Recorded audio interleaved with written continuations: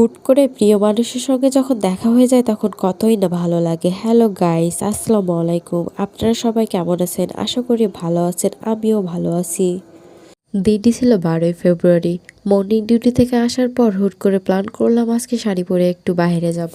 কোথায় যাব প্ল্যান ছিল না। তারপর বান্ধবীদের কাছ থেকে শুনলাম যে বিসিক উদ্যোক্তা মেলা শুরু হয়ে গেছে লালমনিরহাটে। তো কেয়ার করার সেখানে আমরা চলে গেলাম। এই তো আমরা মেলায় চলে আসলাম। আর মেলায় এসে সব থেকে বেশি আকর্ষণ থাকে আমার এই বেলুনের প্রতি। আর এই পুতুলগুলোর কথা কি বা বলবো।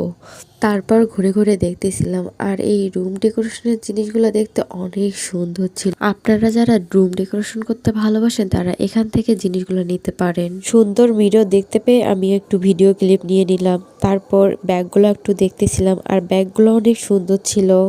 মেলায় ঘুরতে ঘুরতে লালমনিরহাটের ব্লগার তিয়ানা দিশা আপুর সঙ্গে দেখা হয়ে গেল।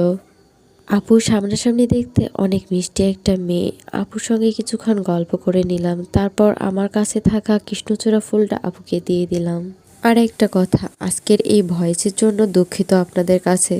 আমার ঠান্ডা লাগার কারণে ভয়েসটা একটু শুনতে বাজে লাগতেছে। মেলায় যে এই নৌকাটার কথা কি আর বলবো, এই নৌকাটায় উঠতে এত ভয় লাগে আমার, আমি কখনোই উঠতে পারি না। এরপর একটা বইয়ের স্টল চোখে পড়ে গেল। তারপর গল্পের বইগুলো একটু দেখতেছিলাম। এখন মেলা থেকে বের হওয়ার পালা। আমরা মেলায় তেমন কিছু খাইনি। মেলা থেকে বের হয়ে আমরা টেস্টি ফুডে চলে গেলাম। টেস্টি ফুডে যে আমরা নাচোস, স্যান্ডউইচ, ফুচকা অর্ডার দিলাম। ফার্স্ট টাইম লালমনিরহাটে নাচোস ট্রাই করব, জানি না কেমন হবে।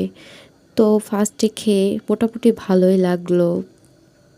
খাওয়া দাওয়া শেষ করে এবার হোস্টেলে চলে যাওয়ার পালা। হোস্টেলে ব্যাক করার সময় আবার সামনে মেলা চলে আসলো আর রাতের বেলা মেলার ভিউটি দেখতে অনেক সুন্দর লাগতেছিল। এভাবে আমাদের সারা বিকালটি চলে গেল। ভিডিওটি কেমন লেগেছে কমেন্ট করে জানাবেন। Thanks for watching my video.